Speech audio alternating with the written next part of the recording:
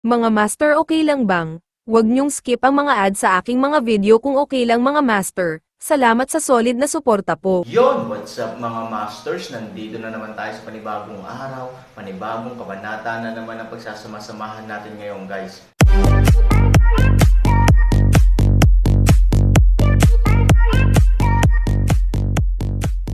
Bali mga masters, kung bago ka pa lang po sa aking YouTube channel, please click the subscribe button, lalong-lalo na po yung notification bell guys, para maging connected pa rin tayo sa isa't isa at maging updated kayo sa mga susunod ko pang video. Bali mga masters, bago natin umpisahan ng kwento ay mag-shoutout po muna tayo para sa mga solid nating tagapakinig. Shoutout kay Goshen PH, shoutout kay Reven Beat. Yun na nga mga masters, no? Bali hindi na ito patagalin. In 3, 2, 1, let's go! Bigla na lang, medyo natigilan ang may alam na si Guanxi. Ano ang ibig sabihin nito? Gusto mo mang humingi ng tawad, dapat iyuko mo ang iyong ulo at aminin ang iyong pagkakamali, di ba? Ano ang sitwasyon ng direktang pagtali sa iyong sarili? Hindi na kailangang umamin ng mga pagkakamali. Gusto kong palayain mo lahat ng tao dito, at pwede kaming mag-asawa na manatili bilang mga alipin mo, paano? Sabi ni Han Sanchen. Huwag mo nang isipin yun. Agad na lumabas ang isang subordinate at galit na sabi. Bahagyang itinaas ni Guanxi Qi ang kanyang kamay upang senadoryasan ang kanyang mga nasasakupan na huwag magsalita ng walang kaparirikan, habang siya ay tahimik na nag-iisip, tinitimbang ang mga kalamangan at kahinaan. Mga alipin, binili ni Go ang lahat, at silang lahat ang may hawak, ano ang dapat kong gawin? Sa sandaling ito, may mahinang sigaw sa pintuan ng selda, at mabilis na pumasok si Gu Chu kasama ang ilang entourage. Young Master Gu, kumunot ang noo ni Guanxi Qi, tila hindi inaasahan na lalabas si Gu Chu dito sa oras na ito. Sa katunayan, si Gu Chu ay nakarating na sa tarangkahan ng bilangguan ng napakaaga, bago pa man si Qi Guanxi. Labis siyang naguguluhan, at natural, kailangan niya ng tutulong sa kanya na malutas ang problema. Matapos maglaro para kay Han Sanchen, alam niyang makakalabas siya ng hindi nasaktan, ngunit ang kanyang dalawang hula ay kailangan pa ring basahin sa ibang pagkakataon. Dinala si Han Sanchen sa kulungan ng langit, kaya natural na pumasok siya sa pinakamapanganib na kapaligiran. Kung may kakayahan si Han Sanchen ay talagang may-verify sa ngayon. Sa katunayan, kahit na ang pagganap ni Han Sanchen ay hindi lubos na nagpaisip kay Gu Chu na si Han Sanchen ay isang walang katulad na master, ngunit ang kakayahang madaling patayin ng apat na makalangit na hari na namamahala sa Qi ay naging mas kumpiyansa sa kanya sa hulang ito. Kaya, sa oras na ito, naisip niya na dapat siyang tumayo. Qi Guanxi, mabibili ko ang lahat ng alipin ayon sa mataas na presyo sa merkado. Naniniwala ako na maaari kang pumunta sa mas mataas na awtoridad para sa bagay na ito, tama ba? Sabi ni Gu Chu. Sa katunayan, ang Lonely Young Master ay medyo sikat. Kung iniulat niya ang bagay na ito sa kanyang mga nakatataas, hindi ito itutuloy ng mga nakatataas. Ito ay talagang isang mahusay na paraan upang malutas ang problema. Dahil nagsalita na ang Lonely Sun, may karapatan si Qi na bigyan ng mukha ang Lonely Sun. Ikaw naman, hindi mo na kailangang maging alipin. Simula ngayon, pwede mo na akong sundan, sabi ni Qi Guanxi. Bahagyang ngumiti si Han Sanchen, Guard Qi, tama ba? Baka medyo nagkamali ka ng pagkakaintindi. What I mean is to let everyone here go. Ako naman, what should I do or what? Naiintindihan mo ba? Nang marinig ito, agad na nagalit si Manager Qi. Noong una, akala niya ay titigil na ang kaguluhan pagkatapos ng ganoong paghawak, at tatanggapin din niya ang may kakayahang subordinate na ito, upang hindi siya magdusa ng pagkalugi. Ngunit sino ang nakakaalam na si Han Sanchen ay hindi niya nasasakupan, ngunit ipagbibili bilang isang alipin. Kaya ano ang kanyang iginuhit? Bastos na bagay. Galit na galit si Guanxi Qi, ngunit nang magsasalita na sana siya, biglang ngumiti si Han Sanchen, syempre, hindi mo kailangang pumayag. Papatayin ko kayong lahat, at kaya kong palayain ang mga alipin sa aking sarili. Nasa iyo kung paano maglaro. Kung may kumausap sa kanya ng ganito noon, siguradong tatawagan siyang tanga ni Guanxi Qi. Pero iba na ngayon, natalo lang ni Han Sanchen ang kanyang grupo ng mga subordinate at maging ang apat na makalangit na hari sa isang iglap. Bagamat may kapangyarihan siya sa likod niya, hindi siya nagdala ng napakaraming tao dito. Kung bastard si Han Sanchen, baka magpakamatay talaga siya ng ganito. Gayunpaman, kung sumasang-ayon ka sa kanya, ano ang punto ng mukha? Matagal nang dumaan si Guchu sa larangan ng digmaan, kaya natural niyang naiintindihan ang mundo at ang mundo. Bahagyang yumuko siya at sinabing, Guanxi, napakagaling niyang makipaglaban, kung ibebenta niya ito, maaaring maibenta niya ito sa magandang presyo. Hindi ito kawalan. Hindi pa niya turn na maging masaya sa dami nito. Ang higit niyang pinahahalagahan ay talagang binibigyan niya ang sarili ng isang hakbang. Sa oras na ito, muling bumulong si Guchu sa tenga ni Steward Chi, sa totoo lang, hindi ba mas maganda ito? Steward, gusto mo ang babaeng ito. Pagdating ng panahon, babayaran mo si Gu para ibaba mo siya. Kung siya ay magiging subordinate mo, hindi ba makatwiran na ay bully mo ang asawa ng iyong subordinate? Nang marinig ito, agad na lumiwanag ang mga mata ni Guanxi Chi. Tama, kinuha si Han Sanchen bilang kanyang subordinate, talagang nagpaalam siya kay Ivory, isang magandang babae. Pagkatapos ng lahat, ang ilang mga bagay ay hindi okay na gulo.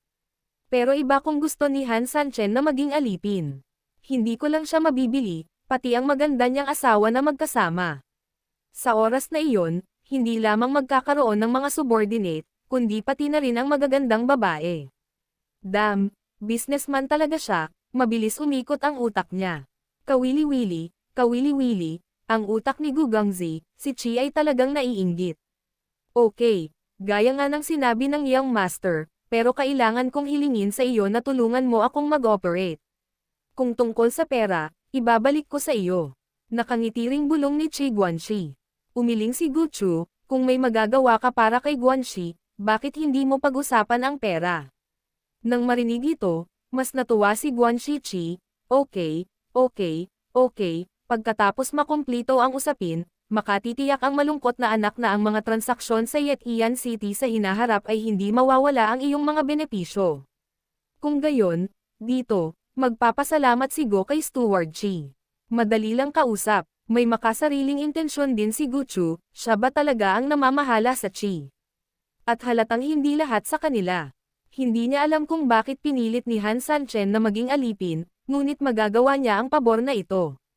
Sa oras na iyon, ito ay nagkakahalaga lamang ng pera, ngunit pinapatay niya ang 2 ibon sa isang bato, pinapatay ang 2 ibon sa isang bato. Halatang tinulungan niya si Han Sanchen, ngunit palihim din niyang niloko si Guanxi. Hinding-hindi mapapalampas ni Guchu ang ganitong uri ng negosyo na siguradong kikita ng hindi nawawalan ng pera. Okay, dahil matyaga ka, at nagsasalita rin si Gu Gangzi ng mabubuting salita para sa iyo, maaari akong sumang-ayon sa iyong kahilingan. Halika rito, palayain ka agad ang lahat ng mga alipin at ibigay sa nag-iisang anak. Utos ni Chi Guanxi. Oo, mabilis ding nagutos ang mga nasasakupan na binugbog, isa-isang tinakpan ang kanilang mga sugat at hinayaan. Hindi nagtagal, lahat ng alipin sa piitan ay pinakawalan. Nagpadala si Guchu ng isang tao upang ibigay ang pera kay Guanxi, at pagkatapos ay tumingin siya kay Han Sanchen at sinabing, itatago ko ang mga aliping ito pansamantala. Pagkasabi niyon ay ngumiti siya at pinababa siya sa mga nasasakupan. Kasabay nito, nagbigay siya ng kaunting saludo kay Manager Chi, kung gayon, hindi na aabalahin ni Go si Manager Chi. Magsisimula na ang night party next time, magkita tayo sa night party. Si Guanxi ay nasa mabuting kalagayan, ikanaway niya ang kanyang kamay at sinabing, Young Master, mangyaring magdahan-dahan. Matapos paalisan si Guchu, ibinalik ni Steward Chi ang kanyang mga mata kay Han Sanchen, umiling, at inutusan ang kanyang mga nasasakupan na. Ikulong muna si Han Sanchen sa selda, at hintayang magsimula ang night party. Si Han Sanchen ay napaka-cooperative din, hinayla si Ivory pabalik sa selda. Hindi mo ako tinatanong kung bakit bigla akong sumuko sa pagiging alipin. Nang makitang umalis na rin ang kabilang partido, ngunit hindi pa rin nagsasalita si Ivory, nakangiting tanong ni Han Sanchen. Ibinalik ni Ivory ang tingin kay Han Sanchen, ayoko magtanong, bagamat kakaiba ang ugali mo, pero naniniwala akong may sarili kang plano. Hindi ko lang talaga maisip kung bakit mo ginawa to. Ngumiti si Han Sanchen, kung hindi ka papasok sa lungga ng tigre, paano ka makakakuha ng mga anak ng tigre? Ang pamamaraang ito ay talagang ang pinakapagtitipid sa paggawa. Sumimangot si Ivory na may pag-aalinlangan, sa totoo lang, bilang subordinate niya, iba ba ito? Hindi. Umiling si Han Sanchen, kahit na napakalapit niyan sa kanila, paano ka magiging malaya kung subordinate ka? Kalayaan. Hindi nagtanong si Ivory, ayos lang, pero lalo siyang natarante ng magtanong. Malaya bang maging alipin? Kahit anong tingin mo, parang baliktad. Ngumiti si Han Sanchen at tamad na nagpaliwanag, gayunpaman, magsisimula na ang lahat. Sure enough, after half an hour, ilang tao ang dumating. Kung ikukumpara sa mga nauna, ang grupong ito ng mga tao ay napakagalang, marahil dahil sila ay nabugbog, sila ay mas tapat. Sa buong proseso, ang iilang taong ito ay hindi hinihimok si Han Sangkanso na salubungin ang tag-araw, at karaniwang pinananatili ang isang ligtas na distansya ng kalahating katawan, mas katulad ng pag-imbita sa isang mataas na opisyal na nakakulong. Nang umalis ang ilang tao sa piitan, napakasigla na nito sa labas. Bagamat malayo pa ang lugar na ito sa mga masiglang lugar, ramdam na ni Han Sanchen ang karnabal ng mga tao doon. Mabilis na dumating ang isang grupo ng mga tao sa gitna ng night party, kung saan mayroong halos isang dagat ng mga tao, na bumubuo ng isang bilog. Sa tuktok ng bilog ay isang plataporma. Malinaw, ito dapat ang pangunahing yugto ng auction. Sa paligid ng mga tao, may mga punong-puno ng nagbabantay na mga sundalo, lahat sila ay nasa mataas na espiritu. Ang dalawang mag-asawa ay dinala sa maliit na backstage sa likod ng entablado, naghihintay na tumugtog. Sinulyapan ni Han Sanchen si Ivory at nakangiting sinabi, "Paano, isusubasta ito, kinakabahan ka ba?" Lahat, una sa lahat, sa ngalan ng Yetian City, tinatanggap ko ang lahat na pumunta at lumahok sa 8 taong kaganapang ito. Alam ko na dapat ay pinaghandaan mo na ang araw na ito. Gayunpaman, masasabi ko rin sa iyo na hayaan ang lahat na makatiyak na naghanda kami ng sapat na magagandang bagay sa Yetian City upang hindi ka masiraan ng loob. It's such a grand event, it's meaningless to listen to my nagging, so let's start directly. Nag-warm up ng ilang salita si Manager Chi sa entablado, at agad na nagpalakpakan ang mga manunood. Makikita na iginagalang pa rin ng lahat ang mga tagapangasiwa, at gusto nila ang engranding kaganapang ito. Susunod, tinatanggap ng lahat ang prinsesa ng lungsod na ito upang personal na ibunyag ang kaganapan para sa lahat. Sa sandaling bumagsak ang mga salita, ang mga pagsabog ng vocal music ay tumunog, at isang grupo ng mga tao ang dahan-daang lumitaw sa entablado. Ang mga bulaklak ay kulay rosas, at ang grupong ito ng mga tao ay nakasuot ng puting damit.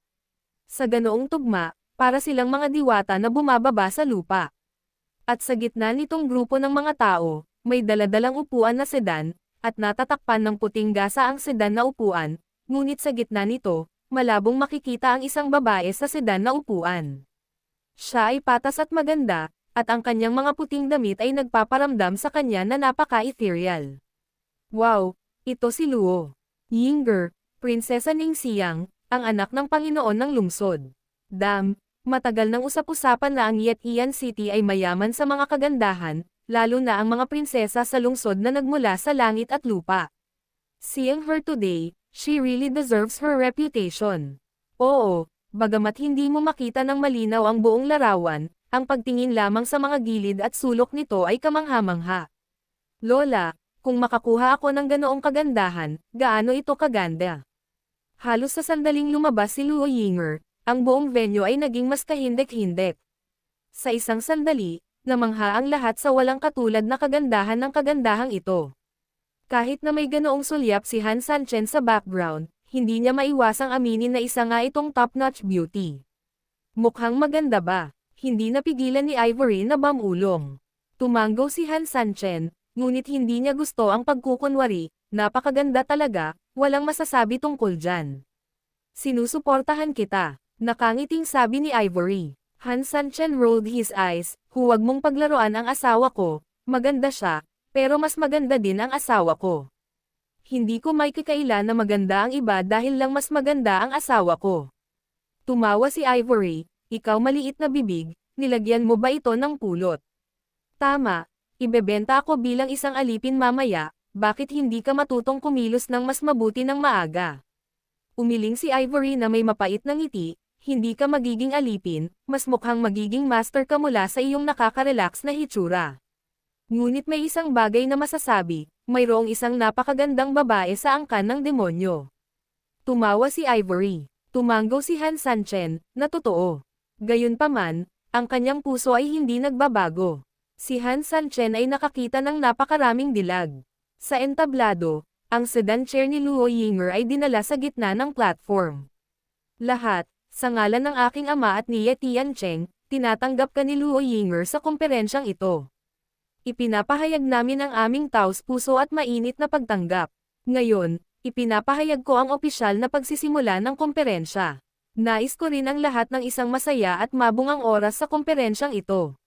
Pagkatapos sabihin iyon, mahinang pumalakpak si Luo Yinger sa kanyang mga kamay.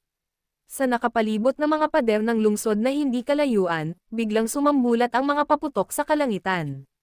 Ito ay nagpapahiwatig din na ang buong komperensya ay opisyal na nagsimula. Sa ilalim ng sedan chair na dala ng mga katulong, bumalik si Luo Yinger sa VIP seat malapit sa harap ng audience, at hindi umalis.